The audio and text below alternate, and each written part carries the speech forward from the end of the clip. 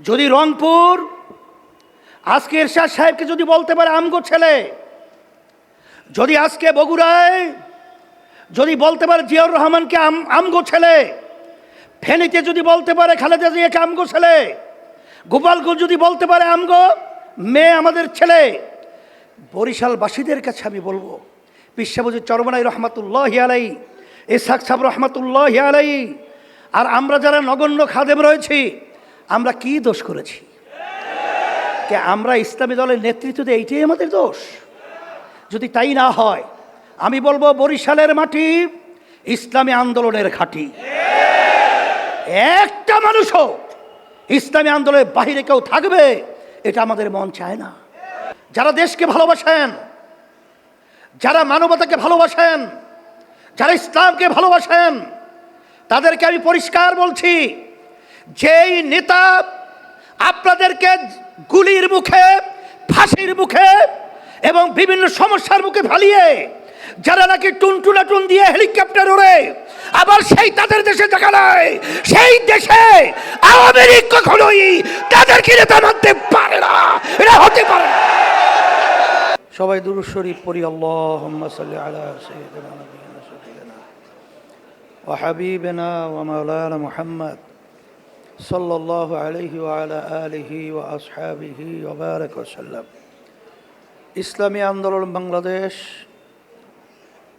বরিশাল মহানগর শাখা কর্তৃক আয়োজিত আজকে সম্মেলনের সভাপতি, মঞ্চে কেন্দ্রীয় নায়েবে আমির, বিভিন্ন পর্যায়ের দায়িত্বশীল,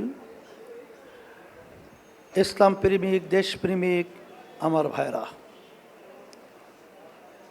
ইসলামী আন্দোলন বাংলাদেশ কি চায়, লক্ষ্য উদ্দেশ্য কী, ইতিমধ্যেই আপনারা বিভিন্ন আলোচকদের আলোচনার মাধ্যমে অনেকটাই আমরা পরিষ্কার বুঝতে পেরেছি।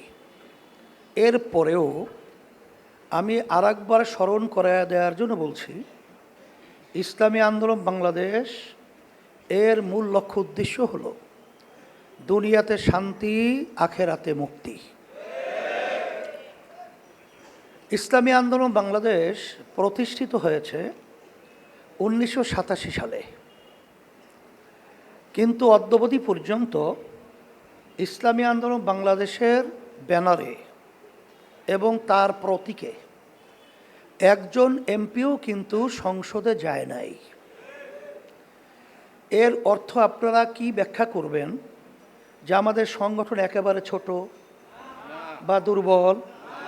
না, ইসলামী আন্দোলন বাংলাদেশ আমাদের চিন্তা চেতনা হলো অন্য অন্য ইসলামী দলের সাথে একটু পার্থক্য। এর জন্যে আমরা চাই যে বাংলাদেশের ভিতরে 100-র মধ্যে প্রায় 92 জনের মতো মুসলমান বসবাস করে। এই দেশের মধ্যে মাদ্রাসা, মসজিদ, ওলামা, তোলাবা, এক কথায় জুমার মসজিদে দেখবেন শুক্রবার আল্লাহর রহমতে সেখানে নামাজিরা এই পরিমাণ উপস্থিত হয়, মসজিদে ধরে না। কথা ঠিক না? এ দেশের মধ্যে আজানের শব্দে বাচ্চাদের ঘুম ভেঙে যায়, আজানের শব্দে বাচ্চারা মায়ের কোলে ঘরে যায়। সেই দেশের মধ্যে ইসলাম নামক গাছটা শক্তিশালী হবে এবং ইসলামী রাষ্ট্র ক্ষমতায় উড্ডীন হবে। এটাই হলো মূলত ইসলামী আন্দোলন বাংলাদেশের চিন্তা। আমরা 53 বছর স্বাধীনতায় দেখেছি যে আমাদেরকে বোকা পেয়ে কিছু স্বার্থান্বেষী মহল আমাদেরকে বারবার তারা ধোঁকা দিয়েছে, বোকা পেয়ে ধোঁকা দিয়েছে।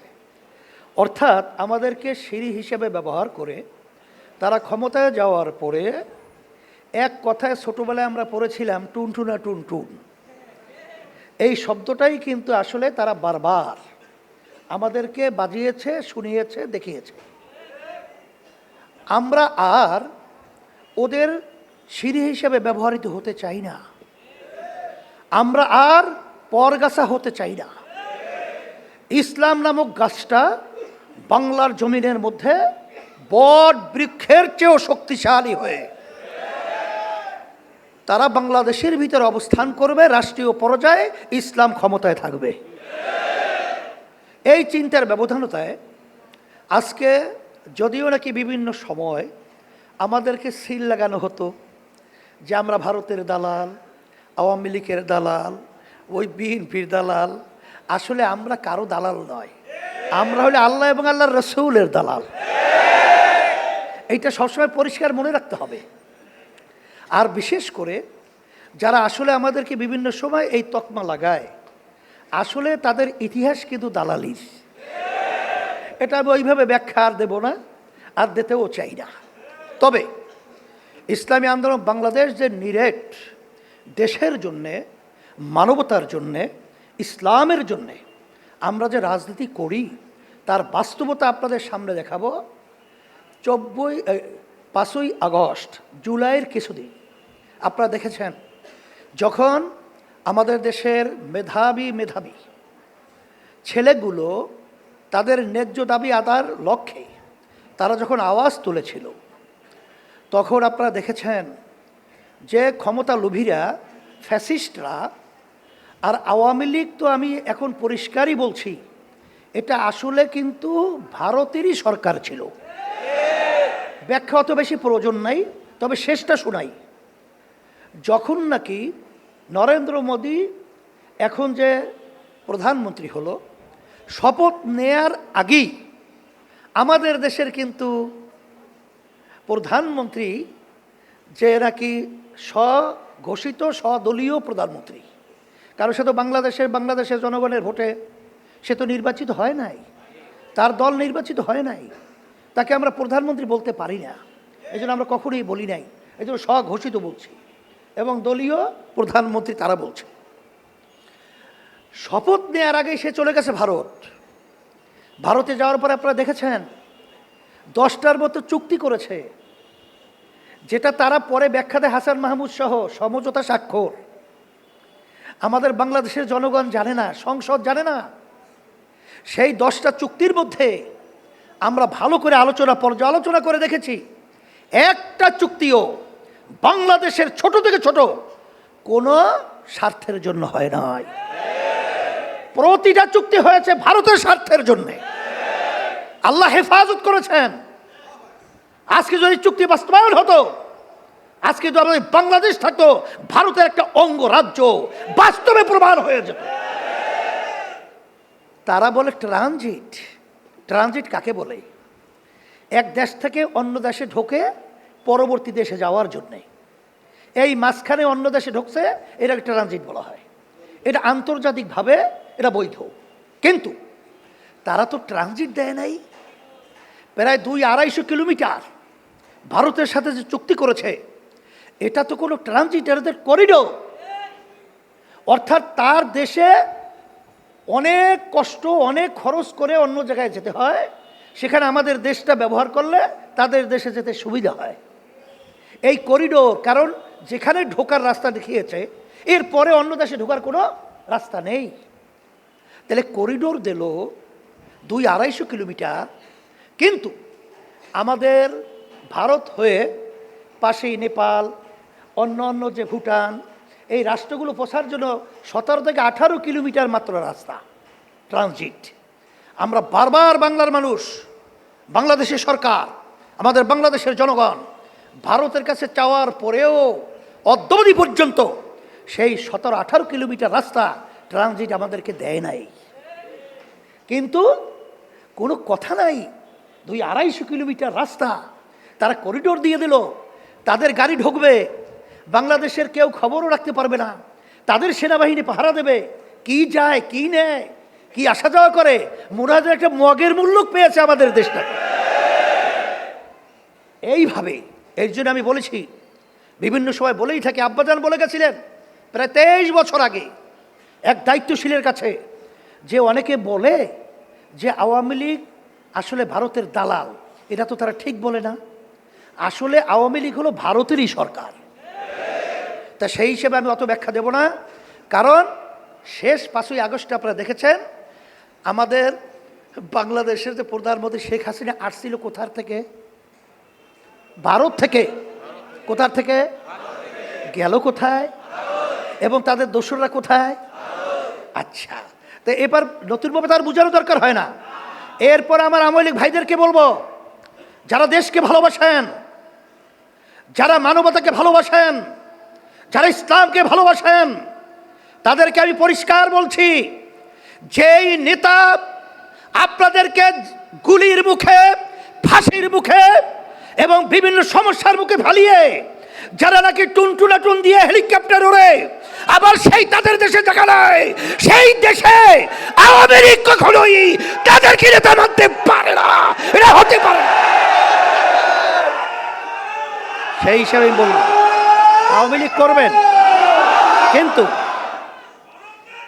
আজকে আমি যে কথাটা বলবো, এরপরে আপনারা দেখেছেন ইসলামী আন্দোলন বাংলাদেশ 5ই আগস্ট, জুলাইয়ের কিছুদিন বাংলাদেশের কোনো রাজনৈতিক দল তাদের ব্যানার নিয়ে, কারণ এই ঝুঁকি সামনে বড় ভয়, এই অস্তিত্ব বিলীন হওয়ার পথে, সেই ভয় নিয়ে কোনো রাজনৈতিক দল তারা কিন্তু ব্যানার নিয়ে রাস্তায় নামে নাই।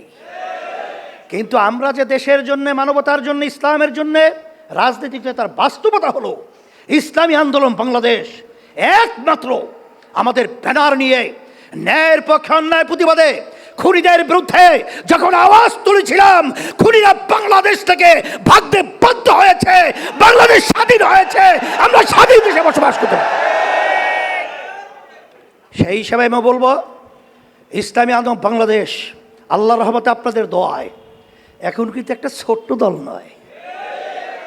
ইসলামী আন্দোলন বাংলাদেশ আপনারা দেখেছেন, যখন দেশের বিরুদ্ধে, যখন ইসলামের বিরুদ্ধে, যখন মানবতার বিরুদ্ধে, যখন কোনো ষড়যন্ত্র তৈরি করা হয়, ইসলামী আন্দোলন বাংলাদেশ যখন আমরা এই অন্যায় প্রতিবাদে রাজপথে যখন আওয়াজ তুলি, তখন এই বাতিলদের কলিজা থরথর করে কাঁপতে বাধ্য হয় আল্লাহর রহমতে আপনাদের দোয়ায়। আমি বিশেষ করে বরিশালবাসীকে বলবো, ইসলামী আন্দোলন বাংলাদেশের মূল কেন্দ্র হইল বরিশাল।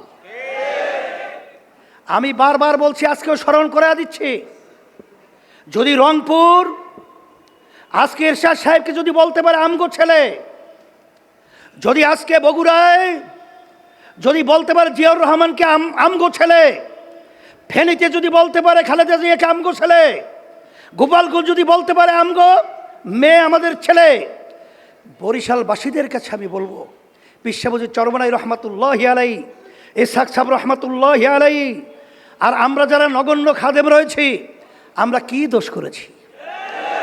কে আমরা ইসলামী দলের নেতৃত্ব দিয়ে এইটাই আমাদের দোষ? যদি তাই না হয়, আমি বলবো বরিশালের মাটি ইসলামী আন্দোলনের ঘাঁটি। একটা মানুষও ইসলামী আন্দোলনের বাহিরে কেউ থাকবে, এটা আমাদের মন চায় না। সেই হিসেবে আমি সকলকে উদাত্ত আহ্বান জানাবো, মাঠ কিন্তু উর্বর রয়েছে, জমিনে ফসল ফালালেই ফসল ধরবে, ফসল সুন্দর ফলবে। আজকে যদি আপনারা ওয়াজাহিদু ফিল্লাহি হাক্কা জিহাদিহি, যদি আপনারা জিহাদ করার মতো করতে পারেন, সেইভাবে তৎপরতা পরিচালনা করতে পারেন। বাগেরহাট গেছিলাম, এক ব্যক্তি আমার কাছে ফাইল নিয়ে আসছে, বলতেছে হুজুর একা ইসলামী আন্দোলনের পক্ষে 1600-র মতো সদস্য বানাইছে, একজন একা। বরিশালের মাটি তো উর্বর, সেখানে আমি সাংবাদিক ভাই সহ, প্রশাসন সহ সকলকে আহ্বান জানাবো, যারা পরীক্ষিত, আমরা জলীয় পানীয় ভাগে স্থলভাগে যত বিপদ আপদ মুসিবত আমাদের হাতের কামাই। আমরা বিএনপি দেখেছি, আওয়ামী লীগ দেখেছি, জাতীয় পার্টি দেখেছি, আদার্স অন্য সব দেখেছি, কিন্তু ইসলামকে আমরা দেখি নাই। এই জন্য আমি অনুরোধ করব, দুনিয়াতে শান্তি আখেরাতে মুক্তির লক্ষ্যে আপনাদের সকলকে আহ্বান জানাচ্ছি, আসেন আমরা দুনিয়াতে শান্তি আখেরাতে মুক্তির লক্ষ্যে ইসলামী আন্দোলন বাংলাদেশের ছায়াতলে আপনাদের সকলকে আহ্বান জানাচ্ছি এবং সকলকে দাওয়াত দেওয়ার জন্যে, সবাইকে সদস্য বানাবার জন্যে আমি বিশেষ করে আপনাদেরকে নির্দেশ বলেন, অনুরোধ বলেন, যা বলেন তাই করছি। আর আজকে আমি নগর সম্মেলনে যারা তদারকি করেছেন, দায়িত্ব পালন করেছেন, এত সুন্দর সম্মেলনে আপনাদের উপস্থিতি এবং আমার ভাইরা উপস্থিত হয়েছেন, সকলকে ধন্যবাদ জানাচ্ছি। সাংবাদিক ভাইদেরকে ধন্যবাদ জানাচ্ছি, প্রশাসন ভাইদেরকে ধন্যবাদ জানাচ্ছি। সকলকে ধন্যবাদ জানিয়ে আগেই তো নতুন কমিটি যেহেতু করতে হবে, এরা তো করা হয়েছে, হ্যাঁ, এখন নতুন কমিটি সভাপতি হিসেবে